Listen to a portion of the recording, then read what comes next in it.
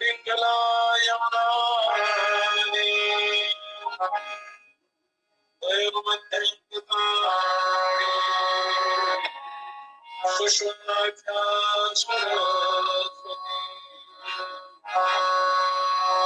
सत्य ध्यान राग या स्नाति मानसे तीते सजाति पर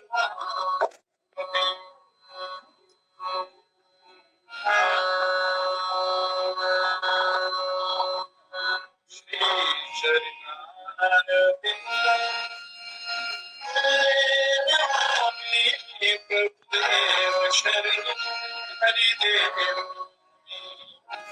श्री चरणारविंद प्रभुदेव शरण हरिदेव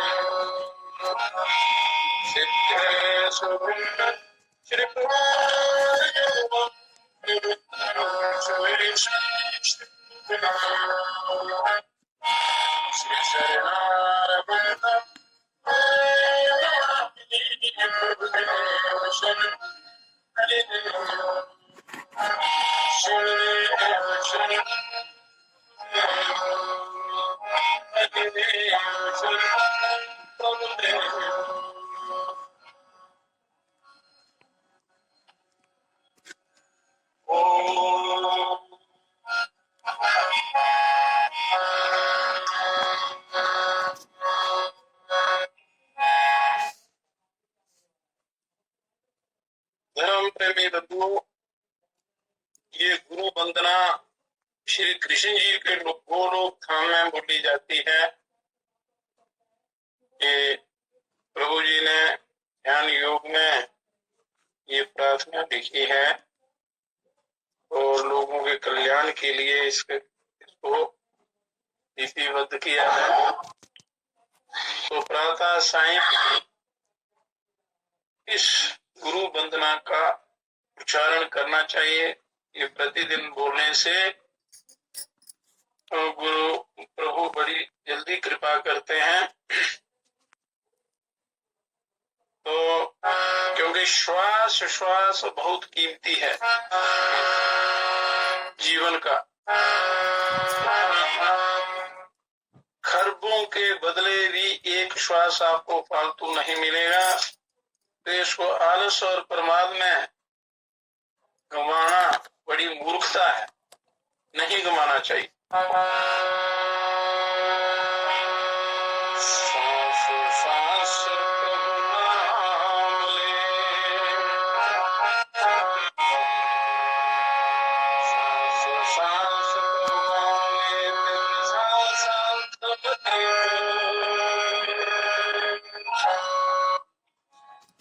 सांस हरि नाम ले, तेरे श्वास ना जाने किस सांस का पावन हो।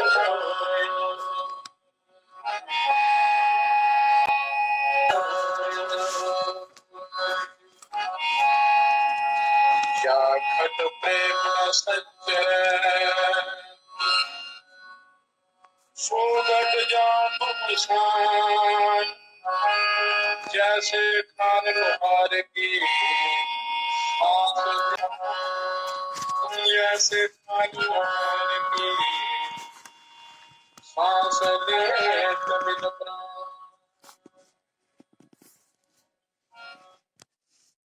तो अपने हर श्वास पर अंतर्यामी प्रभु का सुमिरन होना चाहिए। मनुष्य को कर लेना चाहिए। कोई भी सांस व्यर्थ मत जाने दो, क्योंकि इस सांस का ना जाने कब आना जाना बंद हो जाए, और जीवन का क्या विश्वास ना जाने कब ये चला जाए, सांस आए या ना आए। जिस हृदय के अंदर प्रेम का संचार नहीं है, प्रभु प्रेम का, मनुष्य का हृदय बड़ा सरल और प्रेम से परिपूर्ण होना चाहिए।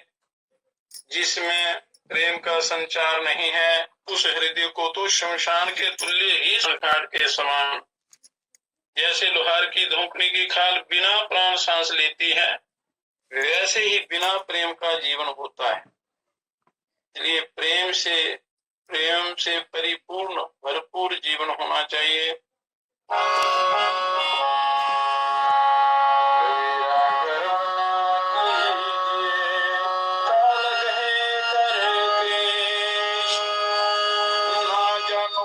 तुम्हारी है क्या घर क्या परदेश, ना जानो कि तुम्हारी है क्या घर क्या परदेश।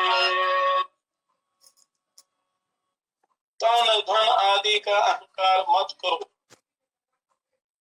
किसी भी प्रकार का अहंकार मत करो। मृत्यु ने तुम्हारी चोटी को पकड़ा हुआ है, काल सिर पर बैठा हुआ है, और उसका क्या पता ना जाने वो कहाँ कब मार डाले। तो इसलिए उसके लिए क्या घर क्या प्रदेश, मृत्यु कहीं भी आ सकती है। इसलिए मृत्यु को याद रखना।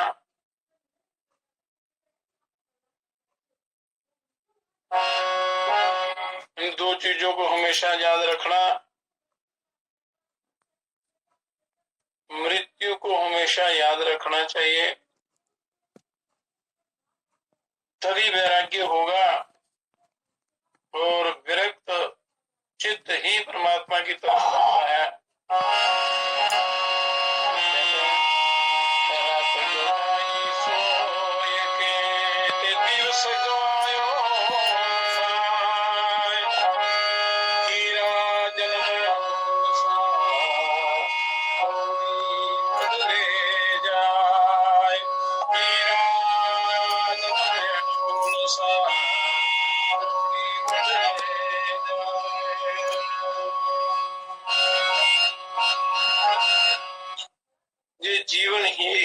जैसा अनमोल है। और सारा दिन मनुष्य खाता पीता रहता है, दुनिया के धंधों में अपना सारा समय बर्बाद करता है। ये बड़ा अनमोल जीवन था, परंतु इस प्रकार संसारिक विषय रूपी कौड़ी के बदले में जा रहा है। इसे प्रभु सिमरन में लगाएं। कहने का तात्पर्य ये है कि इतना अनमोल जीवन जो आपको मिला है, तो इसको संभालना चाहिए, उद्धार करना चाहिए, अपना कल्याण करना चाहिए, क्योंकि ये बार बार नहीं मिलता है। नाशवान पर है बहुत ही काम का। ये जीवात्मा के उद्धार का ये स्थान है, द्वार है, मंदिर है, चलता फिरता मंदिर है, और इसमें साक्षात परिपूर्ण ब्रह्म परमात्मा बैठे हुए हैं। तो इसको दूषित नहीं करना चाहिए, पवित्र कर्म करने चाहिए, निषिद्ध कर्मों का परित्याग करना चाहिए, शास्त्रानुसार अपना जीवन बनाना चाहिए, पवित्र शुद्ध, क्योंकि ये दोबारा नहीं मिलता। कोई उपाय नहीं है। समय अगर चला गया तो फिर वो गया समय वापस नहीं आता। करोड़ों यत्न कर लो, वो समय वापस नहीं आएगा। तो इसलिए समय के रहते रहते अपना उद्धार करना चाहिए। उसमें अच्छे काम में, अपने कल्याण में देर नहीं करनी चाहिए। कल करे सो आज करो, कल करे सो आज करो, आज करे सो पल में प्रलय होएगी, मुक्ति करेगा पल में प्रलय होएगी, मुक्ति करेगा।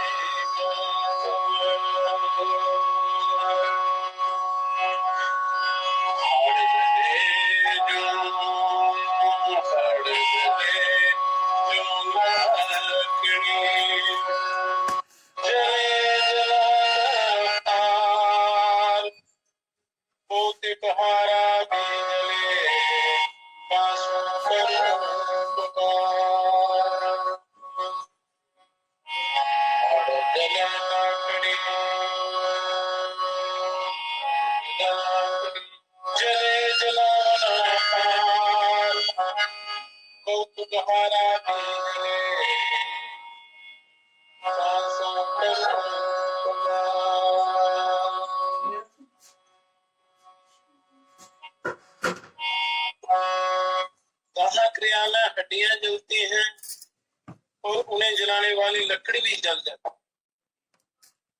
और उनमें आग लगाने वाला भी एक दिन जल जाता है। और समय आने पर उस दृश्य को देखने वाला दर्शक भी जल जाता है, जो साथ में जाते हैं शमशान तक। जब सब ही जलने वाले हैं तो किससे पुकार करूं? ये सब नाशवान है, किससे पुकार करनी है?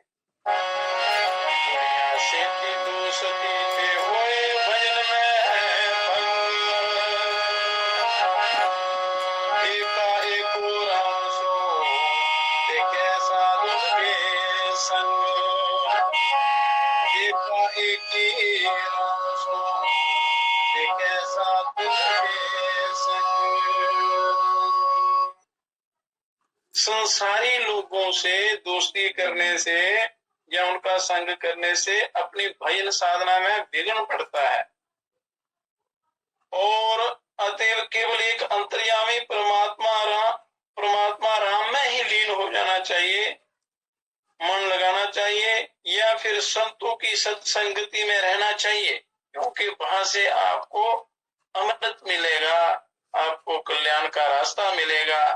वीरा संगत साधु की जो बंदी का बात, जो बंदी कुछ दे नहीं तो भी बास। संतों के संग से पल दो पल का संग भी होगा तो उनके तप का प्रभाव आपके ऊपर पड़ेगा, और यदि गहराई से आप जिज्ञासु बनकर उनके साथ रहेंगे तो कल्याण भी कर देते हैं। जीवन के कल्याण के लिए यही सर्वोत्तम उपाय है। परमात्मा का भजन और अच्छे लोगों का संग।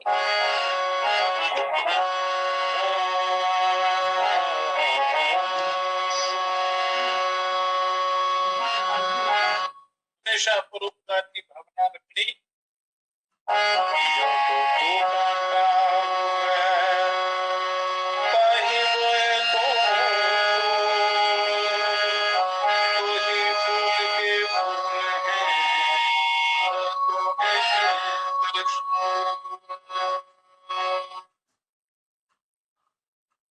अपना बुरा करने वाला का भी भला करना चाहिए। जो आपके लिए कांटे बिखेरता है, आप उसके लिए फूलों की व्यवस्था करो और आपको फूलों के बदले फूल ही मिलेंगे, सुख कल्याण मिलेगा। और जो कांटे बीजने वाला है उसको त्रिशूल कांटों से भी ज्यादा बढ़कर दुख होता है। तो इस प्रकार परोपकार की भावना रखनी और जो व्यवहार अपने को बुरा लगे ऐसा व्यवहार दूसरे से कदापि ना करें। कोई उल्टे कर्म करता है उसका फल भोगेगा, पर उसको देखकर अपना आप खराब नहीं करना चाहिए। सहनशीलता होनी चाहिए, पृथ्वी की से सहनशीलता सीखनी चाहिए। और इतना कष्ट सहन करती है पृथ्वी, फिर भी पालती है सबको। उसी प्रकार मनुष्य को बिल्कुल क्रोध रहित होना चाहिए और बदले की भावना नहीं रखनी, तो कल्याण नहीं होता है।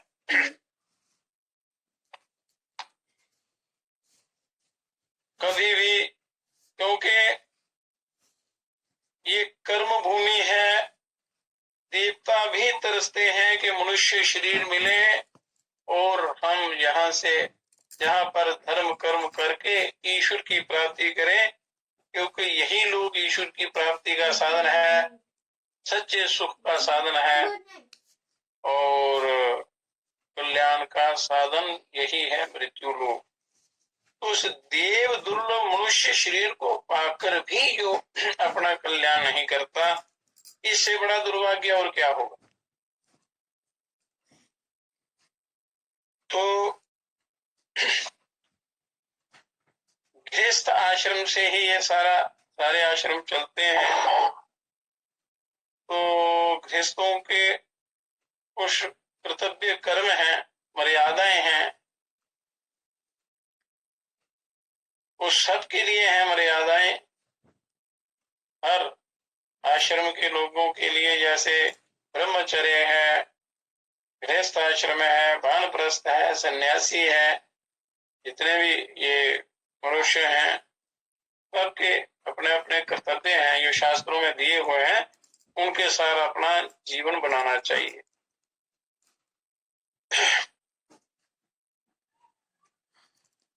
मां गृदा कस्य स्विदधनम, एक कर्म की पवित्रता। किसी के धन और भोग को लोभवश मत लो, चोरी मत करो। योग शास्त्र में लिखा है, अहिंसा, सत्य, अस्तेय, ब्रह्मचर्य, अपरिग्रह और शौच, संतोष, तप, स्वाध्याय, ईश्वर प्रणिधान। ब्रह्मचर्य और ईश्वर प्रणिधान। तो अहिंसा का पालन करना, हिंसा नहीं करनी, सच बोलना, काम क्रोध लोभ मोह के वश नहीं होना। तो लोभवश धन और किसी के भोग को नहीं लेना, छीनना नहीं, चोरी करके, धोखा करके, छल करके नहीं लेना। जैसे कल आया था, इस जीवन का आधार आहार है। आहार शुद्ध हो, सत्व शुद्धि। आहार शुद्ध होगा तभी आपको योग साधना का फल मिलेगा, ब्रह्म ज्ञान की प्राप्ति का फल तभी मिलेगा जब आपका ये आहार शुद्ध होगा। आहार जो अपनी व्यवस्था करते हैं आहार के लिए, वो सत्य की कमाई का होना चाहिए। चोरी का, बेईमानी का, छल कपट के द्वारा प्राप्त धन जो है वो भी मन को, चित्त को मलिन कर देता है, क्योंकि चित्त की शुद्धि से ही उस परम पद की प्राप्ति होती है, और अशुद्ध आहार करने से चित्त मलिन हो जाता है। किसी के भाग को शाल से स्वयं घ्यान कर लेना ही चोरी है। और योग दर्शन में बताया हुआ है, या योगोपनिषद में भी बताया गया है कि चोरी ना करने वाले की प्रवृत्ति अस्तेय की प्रवृत्ति को सिद्ध कर लेने से सब रत्नों की प्राप्ति होती है। और चोरी ना करना, चोरी करने की भावना ना होना, उससे क्या होता है, उसका पालन करने से मनुष्य को बिना मांगे, बिना उसको प्रयत्न किए वो रत्नों की प्राप्ति होती है, सारे रत्न धन। और ये भी कहा है कि उत्तम वस्तु खाओ और धर्म पूर्व उपार्जित वस्तु की हुई वस्तु ही खाओ, मतलब अच्छे धन की कमाई की ही वस्तु खाओ। तो आप अच्छी कमाई होती है, सात्विक कमाई, सत्य की कमाई जो है, उससे लाया हुआ जो भोग है वो ग्रहण करना चाहिए। तो आपका चित्त भी प्रसन्न रहेगा, शरीर भी निरोग रहेगा, नहीं तो असंख्य बीमारियां लग जाती। तो हर एक एक कर्म का अलग अलग फल भी लिखा हुआ, ये करने से ये होगा, ये करने से ये होगा। तो मनुष्य को बड़ा सोच समझ कर अपना कर्म करना चाहिए। एक एक कदम जो है बड़ा बुद्धि पूर्वक, विचार पूर्वक रखना चाहिए, फिर जाकर कल्याण होता है। कहते हैं शुद्ध आहार के सेवन से अंतःकरण शुद्ध होता है। जब अंतःकरण शुद्ध होगा तो भगवत कथा कहने, सुनने और उसके अनुकूल आचरण करने में भी मन लगेगा। अध्यात्म, ध्यान, साधना तो बड़ी आगे की बात है, पर उसमें मन लगना चाहिए। तो मन लगने के लिए आपका जो शारीरिक जो धर्म है, जो खान पान है, ये बिल्कुल शुद्ध पवित्र होना चाहिए। हिंसक पदार्थ या नशीले पदार्थों का कभी सेवन नहीं करना चाहिए।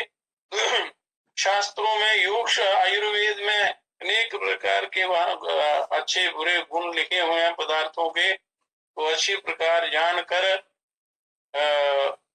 आहार का सेवन करना चाहिए, तो ये जीवन पवित्र बनेगा। कहते हैं चालाक मनुष्य जो धर्म पर नहीं चलता और जिसका मन विषयों में लगा रहता है, हर समय धर्म की बात जिसको अच्छी नहीं लगती, अपने अंतःकरण को बिगाड़ लेता है, क्योंकि बुरी संगति का असर बड़ा जल्दी पड़ता है, क्योंकि ये विषय है प्रत्यक्ष दिखाई देते हैं, तो ये जल्दी घेरा डाल लेते हैं इस जीव पर।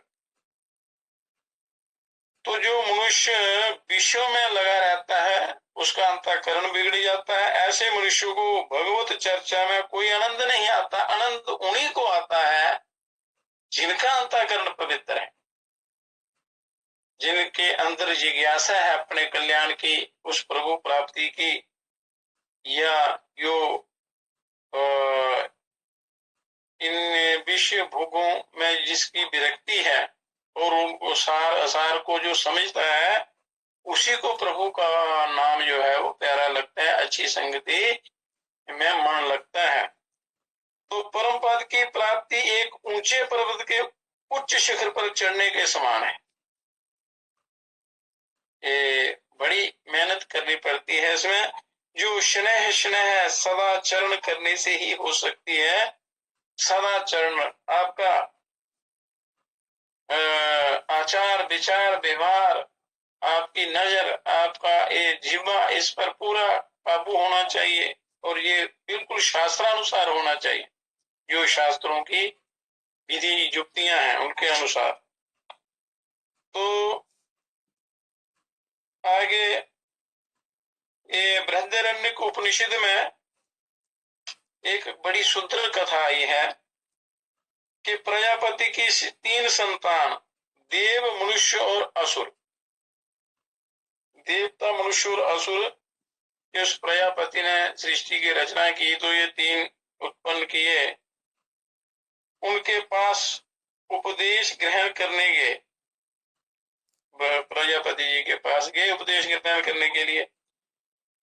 प्रजापति ने तीनों को एक अक्षर दा का उपदेश दिया कि दा दा का सेवन करो, दा का सेवन करो, दा दा दा, सबके लिए एक ही अक्षर।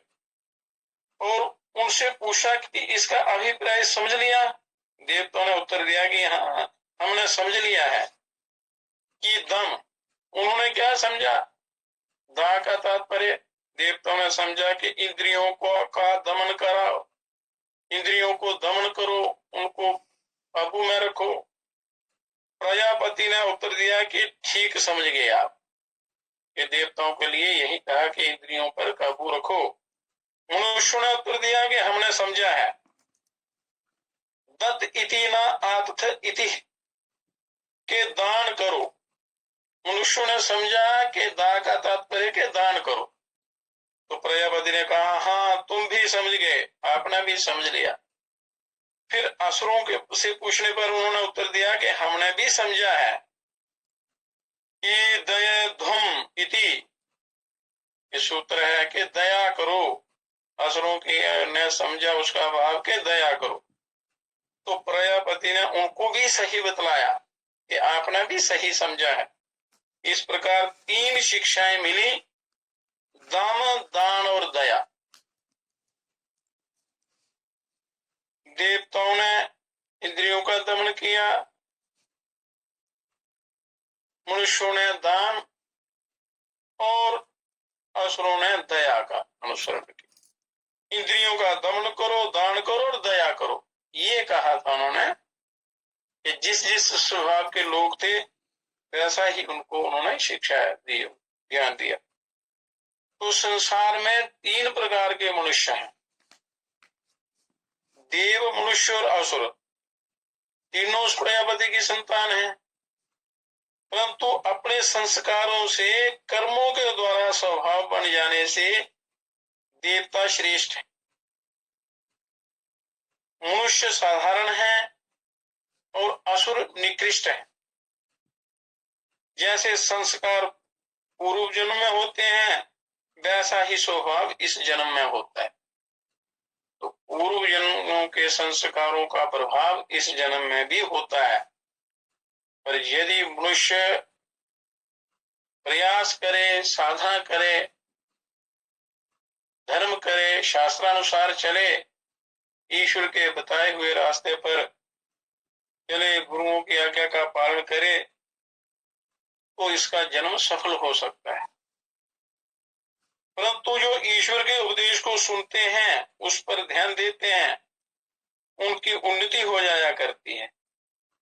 और असुरी इसे उपदेश के प्रभाव से मनुष्य बनाता है, असुर इसी उपदेश के प्रभाव से मनुष्य बनता है और मनुष्य देवता बन जाता है। इसी स्वभाव के कारण जो ईश्वर की आज्ञा को सुनते हैं उनकी उन्नति होती है। असुर से मनुष्य, मनुष्य से देवता बन जाते हैं। तो साधना से मनुष्य अपने को बदल सकता है, अपना उद्धार कर सकता है, मनुष्य से देवता बन सकता है, असुर से भी देवता बन जाता है अगर उसका रास्ता सही हो तो।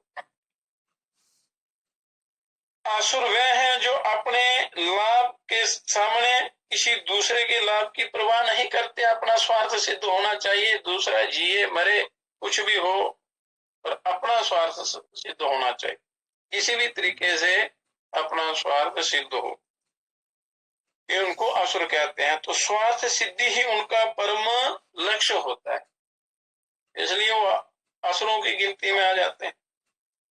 अपने लाभ के लिए वे दूसरों को मारने, लूटने अथवा अन्य प्रकार से हानि पहुंचाने में जरा भी संकोच नहीं करते, पापाचरण करते हैं और अनर्थ करते हैं, बड़ा घोर पाप करते हैं। वे प्रकृति में से अपने लाभ के लिए हिंसक पशुओं के उदाहरण इकट्ठे करके रखते हैं। जो दूसरों की हानि करके अपना पेट भरते हैं वो असुर हो गए। एक कसाई 4 पैसे के लिए किसी पशु को मारता है, जीव को मारता है या किसी मनुष्य को मार डालता है और उसके मांस को प्रसन्न होकर बाजार में बेचता है, ये है कसाई का असुरपन, ये उसका असुरपन है, ये बड़ी उसकी नीच गति है, बड़ा भयंकर नीच कर्म है, अपराध है। तो एक मनुष्य जीव के स्वाद के लिए एक पक्षी की गर्दन मरोड़ देता है, तो ये है उस मनुष्य का असुरपन। रावण ने सीता हरण के समय कब सीता जी के कष्टों की परवाह की थी? उसका असुरी स्वभाव था। जो असुर स्वभाव के लोग होते हैं वो दूसरों के सुख दुख की परवाह नहीं करते, अपना स्वार्थ सिद्ध होना चाहिए। तो इन मनुष्यों में ही असुर हैं, देवता भी हैं, मनुष्य भी हैं, और उस स्वभाव के कारण, अपने कर्म के कारण, अपने आचरण के कारण उनका जो है वो स्वभाव और उनका नाम बदल जाता है। भरी सभा में द्रौपदी को अपमानित करके दुर्योधन ने असुरपना दिखाया था। इन क्रूर हृदय प्राणियों के लिए दया से बढ़कर उत्तम कौन उपदेश हो सकता है? इसलिए प्रजापति ने इनको दया करना सिखाया। भाई दया करो तो आपका जो असुर भाव है ये दूर हो जाएगा, आपका कल्याण होगा, लोगों का भला होगा। इनका मानसिक रोग ही निर्दयता है। ये दूसरे प्राणी को अपने जैसा नहीं समझते, इसका उपचार दया है। जब दया का भाव उदय होगा तो कसाई की शूरी कुंठित तो हो जाएगी। जब दया आएगी तो वो जीवों को मारना बंद कर देगा, बेचना बंद कर देगा। डाकू का पैर दया भाव उदय होने पर आगे नहीं बढ़ सकेगा, और इसके उदाहरण महात्मा बुद्ध के जीवन में मिलते हैं। मनुष्यों के उद्धार के लिए बड़े बड़े अवतार हुए, परमात्मा को स्वयं आना पड़ा। इसको ये बड़ा ही चंचल, मूर्ख, पापी और बड़ा भयंकर है ये जीव। इनको सुधारने के लिए परमात्मा को आना पड़ता है। महान घातखोर डाकुओं का भगवान बुद्ध से संपर्क हुआ तो महात्मा बुद्ध ने प्रजापति के इस दा का उच्चारण किया और उनका जीवन शुद्ध हो गया, तो देवता बन गए। दान करो, दमन करो, दया करो। साधारण मनुष्य निर्दयी नहीं होते। जो साम आम साधारण मनुष्य जो होते हैं थोड़े सौम्य स्वभाव के होते हैं, परंतु वे दूसरे के कष्टों को दूर करने के लिए त्याग नहीं करते, दुख नहीं देते, पर उनके दुखों को दूर करने के लिए त्याग नहीं कर सकते अपना। उनका मत है कि हर मनुष्य अपने लिए है, वो केवल अपने जीवन का पोषण करते हैं, और परमात्मा सबके लिए। मनुष्य केवल अपने लिए करता है, परमात्मा सबके लिए करते हैं। तो उनकी मनोवृत्ति बहुत संकुचित रहती है, जो अपने लिए ही सोचते हैं, जो परोपकार नहीं करते, उनका जीवन भी पवित्र नहीं होता। यदि उनमें थोड़ा सा कष्ट उठाकर दूसरों के कष्ट दूर करने का स्वभाव आ जाए तो दया का भाव सार्थक हो जाए, परमात्मा की आज्ञा का पालन हो जाए, फिर जीवन पवित्र बन जाए। और दूसरों के कष्ट दूर करने के भाव से हमारा आत्मा उच्च हो जाता है और उसको अपने अनुसंधान में बड़ी सहायता मिलती है, ब्रह्म की प्राप्ति में, आत्मपद की प्राप्ति, और हमें विशालता के भाव आ जाते हैं। और यही यज्ञ है, इसी के प्रभाव से मनुष्य देवता बन जाते हैं। तो वेदों में से ही निकले ब्राह्मण ग्रंथ हैं, तो शतपथ ब्राह्मण में आया है। शतपथ ब्राह्मण में बहुत बड़ा ज्ञान है। देवाच व असुराच उभ्ये प्रजापत्याः पस्पृधिरे ततो असुरा अतिमानेन एव कस्मिन्नु वयं जुहुयाम इति स्वेषु एषासेषु जुहवता चेरु ते अतिमानेन एव पराबभूः तस्मात् न अतिमन्येत पराभवस्याः एततं मुखं यत् अतिमानाः अथ देवाः अन्योन्यस्मिन् एव जुहवताः चेरुः देवेभ्यः प्रजापतिः आत्मानं प्रददौ यज्ञोः येषाम् आस यज्ञोः देवानामन्नम्।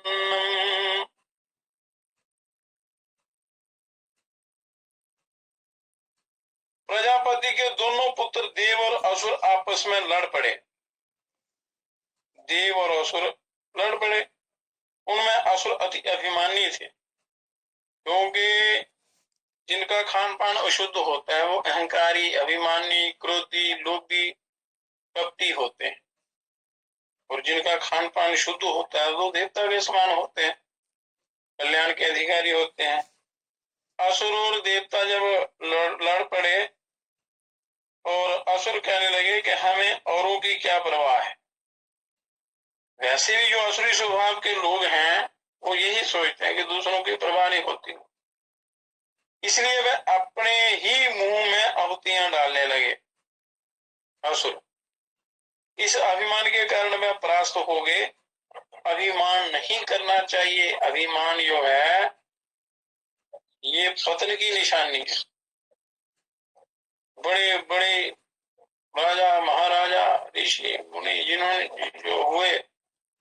जिन्होंने अभिमानी लोग जो हुए, नामो निशान मिट गया, किसी की नहीं चली। तो इसलिए अभिमान का त्याग कर देना चाहिए। किसी भी प्रकार का अभिमान नहीं होना चाहिए। थोड़ा सरलता होनी चाहिए। सरल स्वभाव, मक्खन की तरह मनुष्य का हृदय होना चाहिए। ये पराजय का मूल कारण है अभिमान। तो देवता अपने मुंह में ना डालकर प्रत्येक दूसरे के मुंह में आहुतियां डालने लगे। प्रजापति उससे प्रसन्न हो गए और अपने आप को उनके भेंट कर दिया। उनका यज्ञ हो गया। तो ये त्रिलोकी संसार में बहुत बड़ा यज्ञ है। यज्ञ ही देवों का अन्न है। जो यज्ञ करता है वह देव हो जाता है। अपने स्वार्थ को छोड़कर दूसरे का उपकार करना ही यज्ञ है। यज्ञ बड़ा यज्ञ है, उपकार यज्ञ।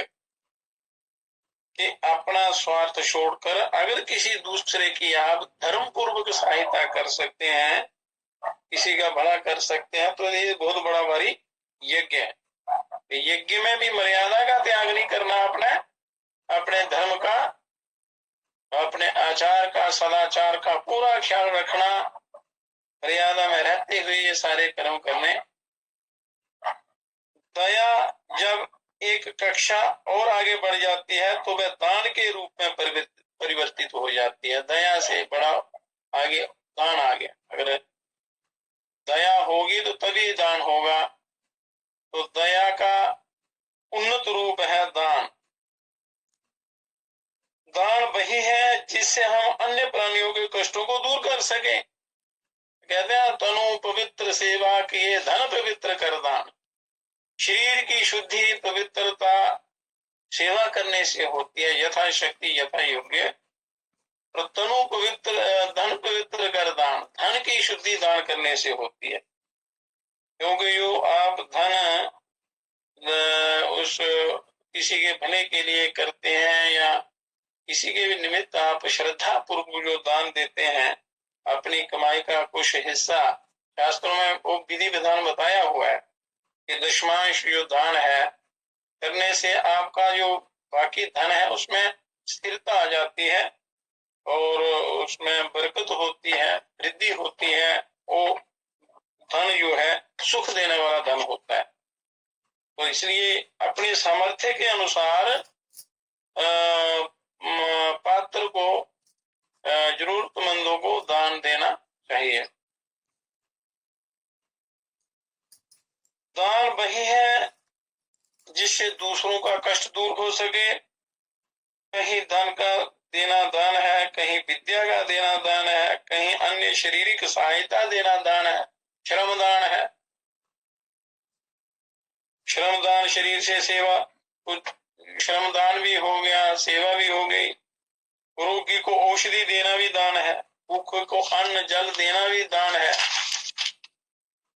परंतु दान वह है जिसमें अन्य लोगों के कल्याण की भावना हो, अपने अंदर अहंकार ना हो। अहंकार पूर्वक दान नहीं देना चाहिए। दान भी 3 प्रकार का होता है, सात्विक, राजस, तामस। सात्विक भाव से दिया हुआ दान कल्याणकारी होता है, और राजस भाव से दिया हुआ तो थोड़ा पुण्य मिलता है और नष्ट हो जाता है, और जो तामस दान होता है वो पतन का कारण बनता है। दान इस प्रकार से दे कि लेने वाला भी ऊपर उठे, पतित ना हो जाए, यही भावना उस दान की है। उसके कल्याण की भावना से देना चाहिए तो वो कल्याणकारी होता है। यो देवों ने किया, देवताओं ने किया इसको। इस दान से देवों में पारस्परिक त्रुटियां दूर हुई, लोगों के व्यक्तिगत कष्ट और विपत्तियां कम हुई, क्रमशः उनका संगठन दृढ़ हुआ और समाज बलवान हो गया। समाज का उन्नत, बलवान और शिक्षित होना बड़ा जरूरी है, बड़ा आवश्यक है। तो एक दूसरे की सहायता करते हुए मनुष्य को उन्नति की तरफ चलना चाहिए। असुर इस काम को ना कर सके, उनमें से प्रत्येक ने यही चाहा कि सारे भोग मैं ही भोगूं। ये असुरी लोगों, स्वभाव के लोगों का कर्म है। सबका स्वभाव स्वामी मैं ही बनूं, और वे ऐसा ही करने लगे असुर। तभी देवताओं को दुख देते थे, त्रिलोकी पर शासन करते थे बेईमानी से। हर असुर सब भोगों को स्वयं ही भोग कर दूसरों को दुख देते थे। असुर परास्त हो गए। असुरों का ये कांड इस समय संसार में हो रहा है, आसुरी स्वभाव का। देश विदेशों में आपस में लोग लड़ रहे हैं, मर रहे हैं, केवल तुच्छ स्वार्थ के लिए। क्योंकि खान पान शुद्ध नहीं है, आचार विचार शुद्ध नहीं है, तो उसका परिणाम विनाश ही विनाश होता है। हर राष्ट्र सारी वस्तुएं स्वयं ही हड़प लेना चाहता है, तो फिर क्या होगा? पतन ही पतन होगा, महामारियां फैलेगी, भयंकर तीनों प्रकार के पाप, दुख, कष्ट होंगे। प्रजापति उनसे विमुख हो जाएगा और पराभव को प्राप्त होंगे वे सारे। इस प्रकार दया और दान के पश्चात एक त्रुटि शेष रह जाती है, वो है इंद्रिय निग्रह। पर मनुष्य असली स्वभाव के कारण, अपने स्वार्थ के कारण, अपने धर्म से गिर चुका है, च्युत हो गया है। तो उनको अच्छे संग की, शिक्षा की, शास्त्रों के ज्ञान की बहुत आवश्यकता है। नहीं तो ये मानव समाज ही का पतन हो जाता है। तो उसके बाद अगर ये सारे इनका आचार विचार कर्म ठीक हो, व्यवहार ठीक हो, फिर आत्मज्ञान की तरफ आदमी चलता है। दया और दान के पश्चात इंद्रियों का निग्रह रह जाता है। तो देवता अपने देवत्व के पद से इसी के अभाव में गिर जाते हैं। तभी असुर उनके ऊपर वो आक्रमण करके हथिया लेते हैं उनका राज्य। एक कामी पुरुष का कहीं मान नहीं होगा, जिसके आचार विचार, नजरें, चरित्र ठीक नहीं है। वासना युक्त व्यक्ति का कहीं भी मान नहीं होता। जब इंद्रियां अपने विषय से अलग होने लगती हैं तो उनकी अंतर्वृत्ति हो जाती है। गीता के 16वें अध्याय में लिखा है, त्रिविधं नरकस्येदं द्वारं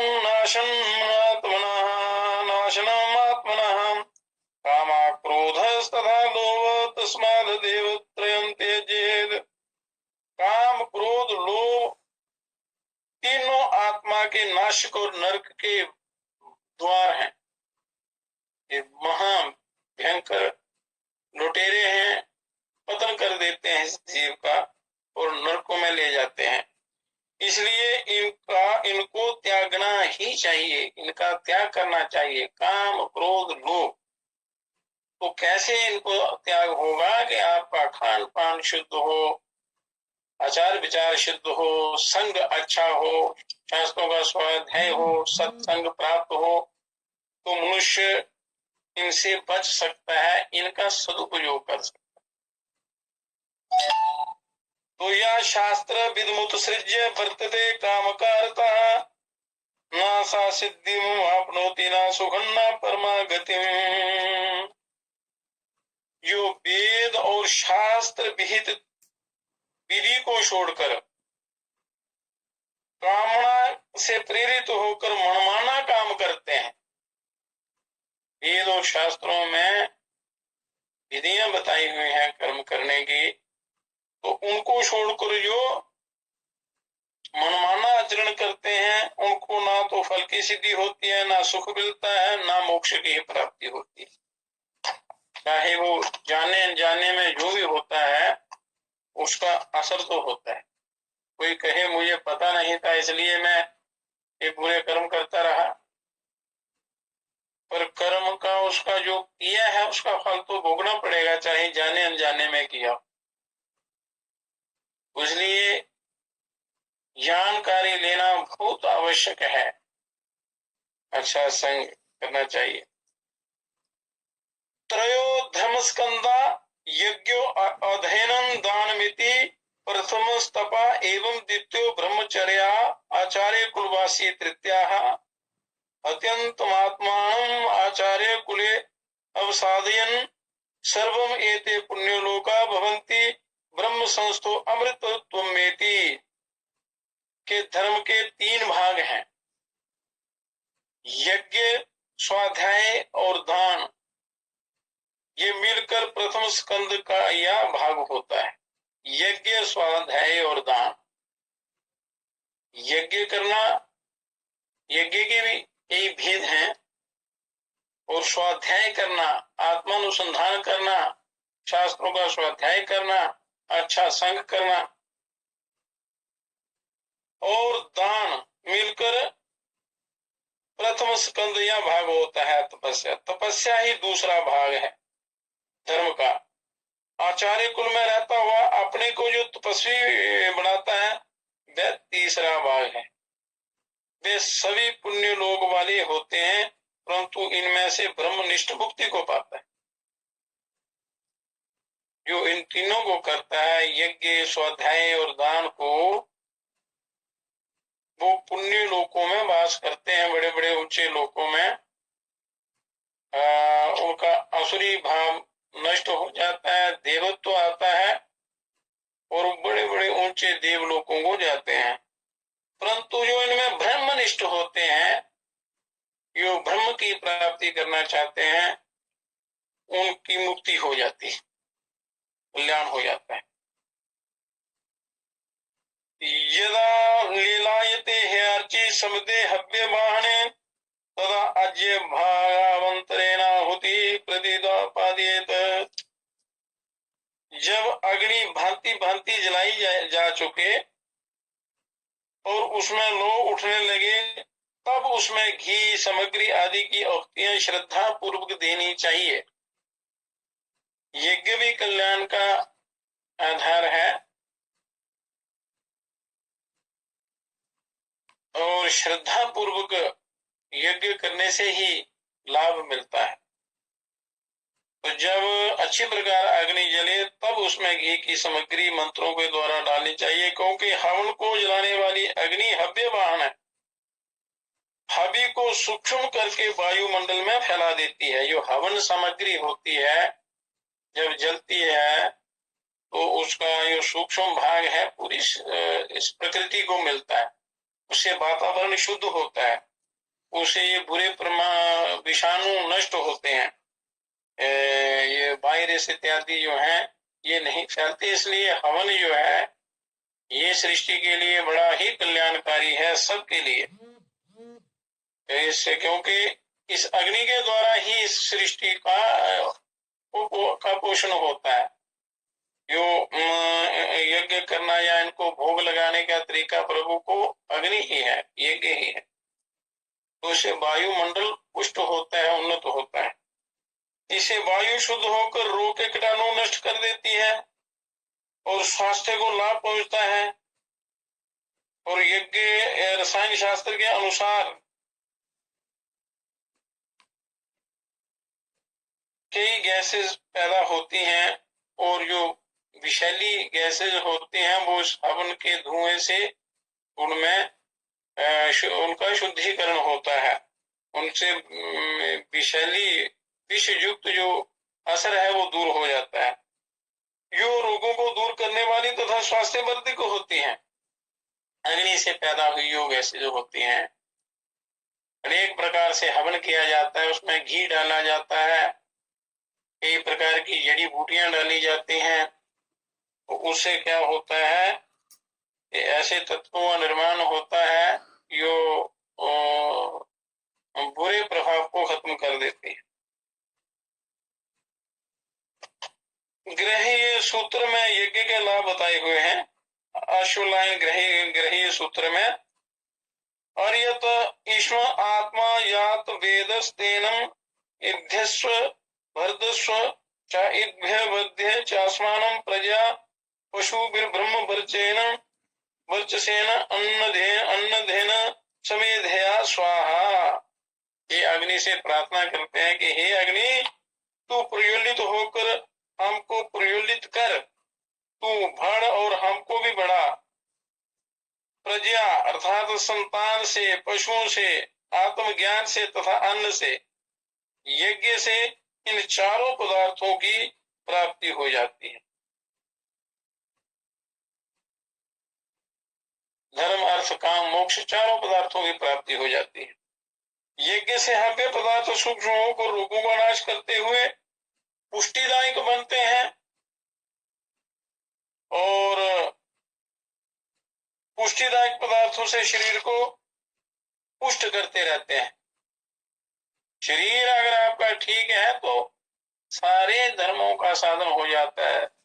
शरीर माध्यम खलु धर्म साधनम, शरीर ही आधार है सारे धर्मों का, संसार का या आत्मज्ञान का या ब्रह्म प्राप्ति का या ऊंचे पुण्य लोगों की प्राप्ति का।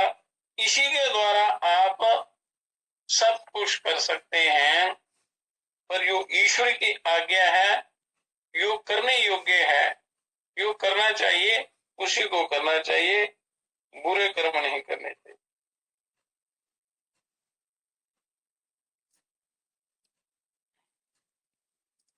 तो इस प्रकार मनुष्य जब जब अपना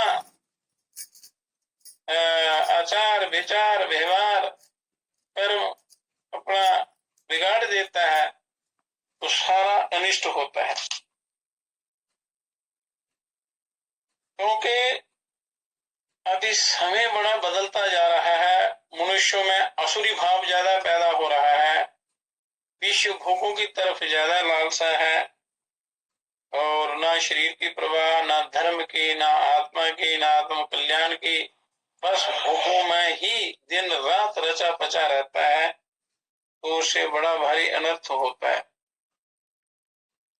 क्योंकि पहले जो मिठाई बनाने वाले हलवाई होते थे कभी दूल्हे नहीं देखे जाते थे, क्योंकि वे जब मिठाई बनाते हैं तो कढ़ाई के पास बैठकर असली घी की मिठाइयां बनाते थे और उसकी जो भाष्प होती थी उसकी भाष्प को बराबर ग्रहण करते थे और उससे पुष्ट रहते थे।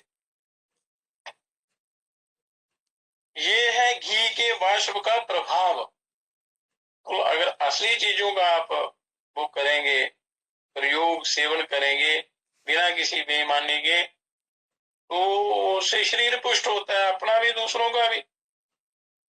पर जब आप मिलावट करेंगे अपने स्वार्थ के लिए, उससे दूसरों को भी नुकसान होगा और अपना तो पतन होगा ही होगा। तो ये हो जाता है विकर्म। विकर्म पतन की तरफ ले जाता है, जो दूसरों को, जिन कर्मों से दूसरों को कष्ट होता है, हिंसा होती है, नुकसान होता है या पतन का कारण बनते हैं, वो विकर्म होते हैं। जब ये घी की वाष्प अन्य औषधियों द्वारा सौम्य पदार्थों के वाष्प से युक्त होकर शरीर में प्रवेश करेगी तो उसके लाभ से शरीर तथा दिमाग पुष्ट होगा और मन शांत होगा। क्योंकि शरीर के रोगों के निवारण के लिए शास्त्रों में कई विधान दिए हुए हैं। क्योंकि कर्मों के अनुसार शरीर रोगी होता है, कुछ पूर्व जन्म के कर्म होते हैं, कुछ जहां लोग अपना अशुद्ध आचरण से, अशुद्ध खान पान से, अशुद्ध व्यवहार से रोगग्रस्त हो जाते हैं, पिछले कर्म भी जागृत हो जाते हैं, तो कई बीमारियां पैदा हो जाती हैं। तो इसलिए पवित्र कर्म पवित्र करना चाहिए जो शास्त्रानुसार।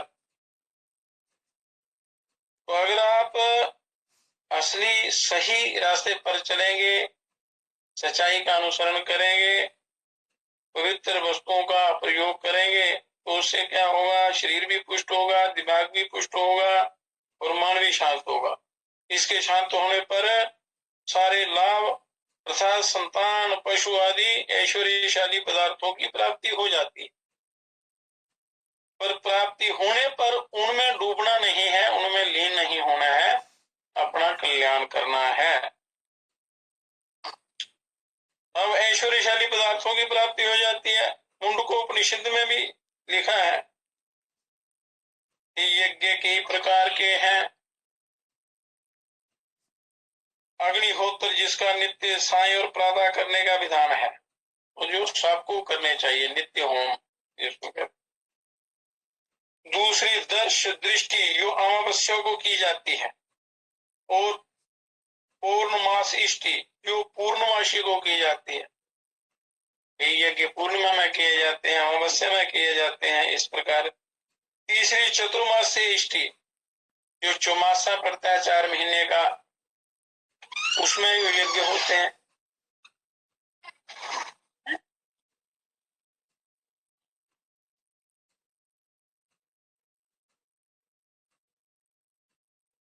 जो वर्षा ऋतु में की जाती है चतुर्मासी, तीसरी चतुर्मासी इष्टि जो होती है वर्षा ऋतु में की जाती है। चौथी आग्रण्य इष्टि और पांचवा अतिथि यज्ञ, छठा वैश्व देव यज्ञ है। अतिथि यज्ञ भी बहुत बड़ा यज्ञ है।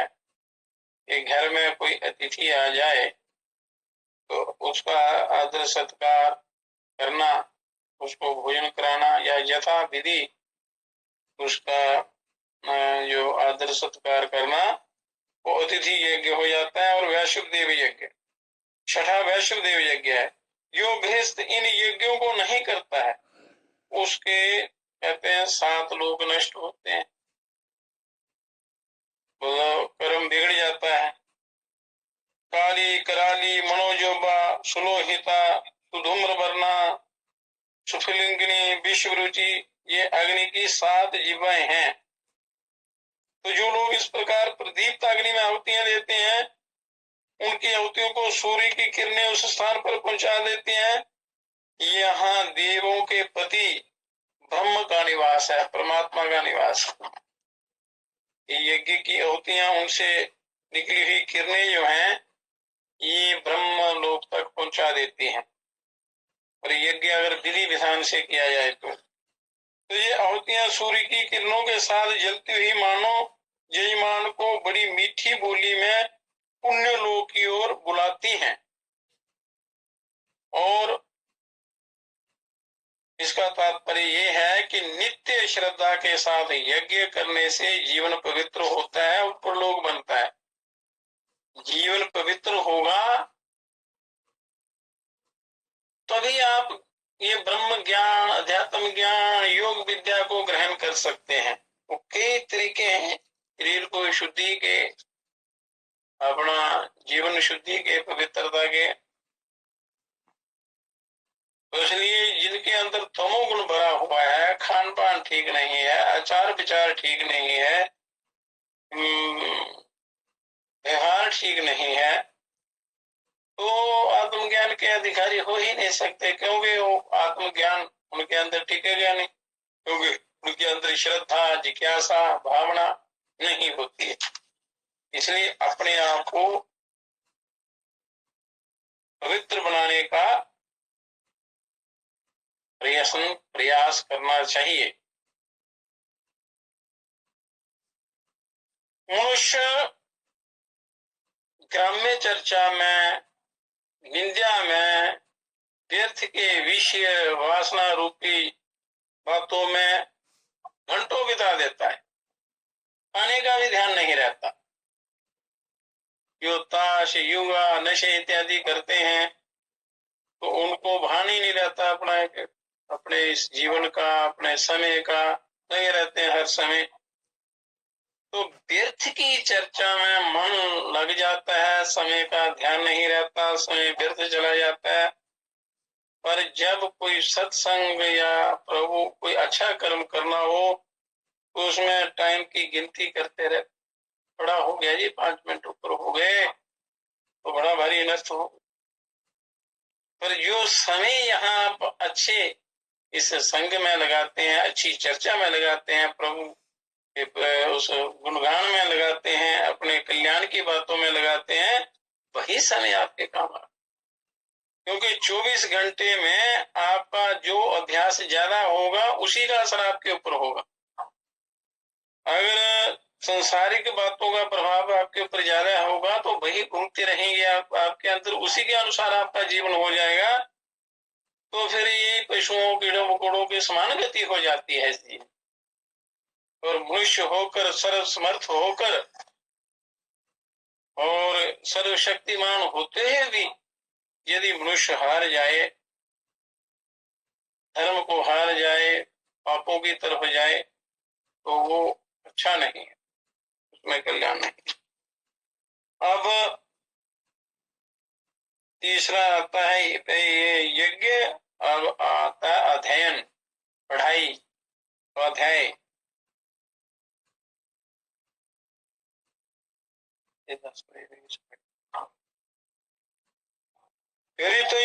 स्वाध्याय प्रवचने च, तपश्च स्वाध्याय प्रवचने च, धमश्च स्वाध्याय प्रवचने च, क्षमश्च स्वाध्याय प्रवचने च, अग्नश्च स्वाध्याय प्रवचने च, अग्निहोत्रञ्च स्वाध्याय प्रवचने च, आतिथ्यश्च स्वाध्याय प्रवचने च, मानुषञ्च स्वाध्याय प्रवचने च, प्रजा स्वाध्याय प्रवचने च, प्रजनश्च स्वाध्याय प्रवचने च, प्रजापतिष्ठ स्वाध्याय प्रवचने च, सत्यमिति सत्यवचाराथितराः, तप इति तपो नित्याः पौरुषिष्टिः, स्वाध्याय प्रवचने एवेति नरनाको, मोदगल्या तदि तपस्तदिहि तपः।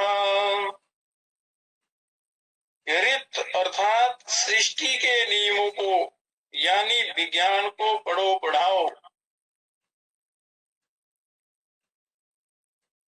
ज्ञान बड़ा जरूरी है, चाहे सृष्टि का हो, आत्मज्ञान हो, उसके बिना कल्याण नहीं। स्वाध्याय कहते हैं स्वयं पढ़ने को, एवं प्रवचन कहते हैं दूसरों के पढ़ाने को। स्वयं पढ़ना और दूसरों को पढ़ाना, स्वाध्याय और प्रवचन। तप के साथ पढ़ो बढ़ाओ।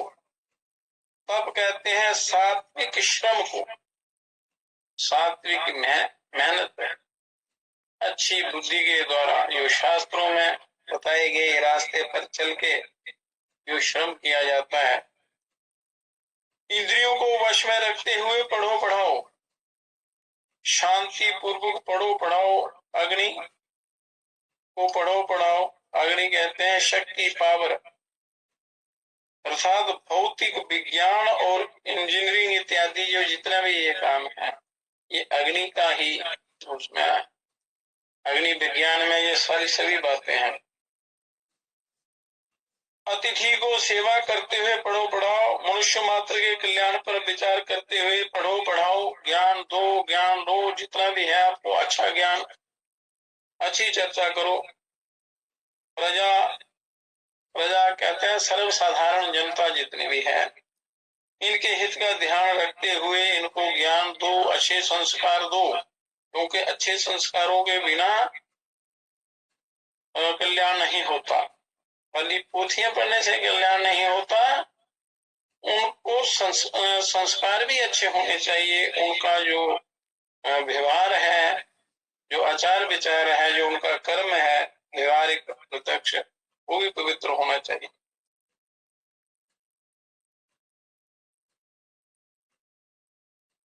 लोगों को कल्याण की भावना से पढ़ो पढ़ाओ।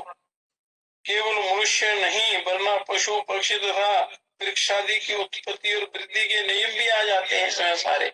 पढ़ो, पूरे सृष्टि के संचालन के लिए जो लोगों के हित की बातें हैं उनका पूरा अनुसरण करना चाहिए।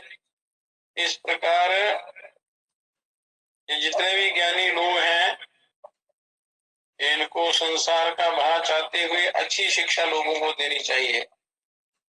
स्वाध्याय से दिमाग वृद्धि के साथ साथ आत्मिक उन्नति भी होती है।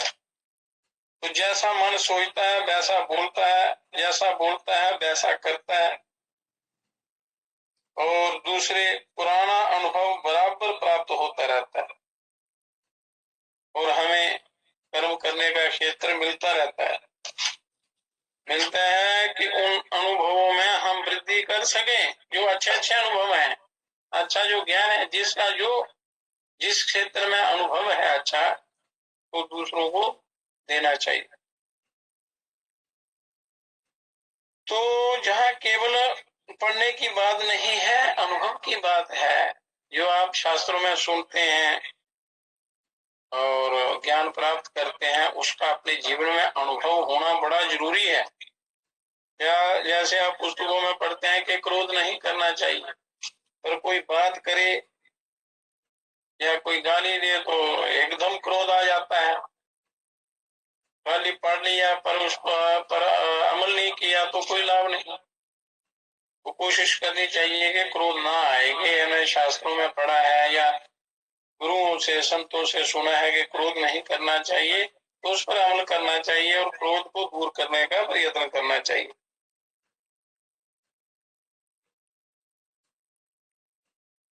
अनुभव ना प्राप्त होने से क्रमशः ज्ञान की वृद्धि रुक जाती है। तो यही ऋषि ऋण है, जो 3 ऋणों में से एक है। देव ऋण, ऋषि ऋण, पितृ ऋण। ज्ञान की वृद्धि जब रुक जाती है तो ये ऋषि ऋण हो जाता है, कर्जा हो जाता है, जिसके पालनार्थ हम यज्ञोपवीत धारण करते हैं। गृहस्थियों को प्रतिदिन थोड़ा थोड़ा स्वाध्याय करते रहना चाहिए, कभी नहीं छोड़ना चाहिए। और कल्याण की तीसरी शाखा है दान। तो दान का बड़ा महत्व है। श्रद्धा देयम, अश्रद्धा देयम, श्रिया देयम, ह्रिया देयम, भिया देयम, संविदा देयम। तो दान कैसे करना चाहिए, क्या करना चाहिए, दान कैसा होना चाहिए, दान से क्या फल मिलता है, दान किसको देना चाहिए, दान का रहस्य क्या है, तो ये कथा कल करेंगे। बोलो सच्चिदानंद भगवान की जय, सदगुरुदेव महाराज की जय।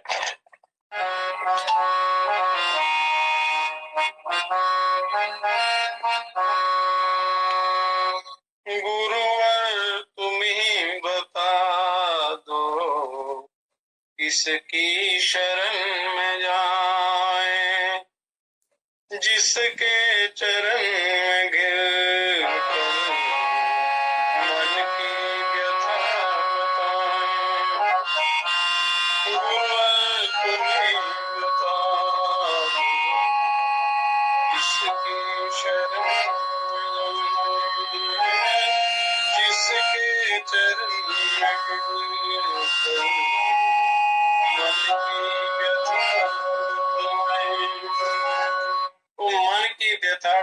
गुरुदेव ही दूर करते हैं, तो उनकी शरण में जाना चाहिए। अज्ञान अंधकार मनुष्य को घेर लेता है चारों तरफ से, पथ और प्रकाश का पता नहीं चलता। पथ और प्रकाश गुरुओं से मिलता है और चलने की शक्ति प्राप्त होती है ब्रह्म की तरफ, परम पद की ओर। जीवन के देवता का करते रहे निरादर। ये जीवन जो है, जीवन ये मनुष्य शरीर जो है, इसका समय का हम निरादर करते रहे, और निरादर करते करते जो जीर्ण शीर्ण हो जाता है और पाप इकट्ठे कर लेते हैं, उसकी गठरियां बांध लेते हैं, तो परमात्मा को क्या दिखाएंगे जाकर, हे गुरुदेव ऐसी कृपा करो जिससे हमारा उद्धार हो जाए, दुष्वृत्तियां दूर हों और हमें प्रकाश की प्राप्ति हो, ज्ञान की प्राप्ति हो, और इस संसार सागर के दानवों से हम बच पाए। तो ऐसी कृपा, ऐसी प्रार्थना गुरुओं से करके मनुष्य को अपने उद्धार की तरफ चलना चाहिए। आखिर में हे परम पिता, हे विश्व पिता, हे परम पिता, हे विश्व पिता, हे राष्ट्रपिता, हे जगदाधा, हे राष्ट्रपिता, हे जगदाधा, हे करुणामय दीन दयालो, हे करुणामय दीन दयालो, पूर्ण गुरो हे अपरंपार, पूर्ण गुरो हे अपरंपार, हे महेश अब शीघ्र कृपा कर, हे महेश अब ही योग विचार, हमें दीजिए योग विचार, मानवता के प्रेरक मंगल, मानवता के प्रेरक मंगल, हाथ करे संसार, हाथ करे संसार, हे परम पिता, हे विश्व पिता, हे राष्ट्र पिता, हे अमिताधा, हे राष्ट्रपिता, हे अमिताधा। हरि ओम।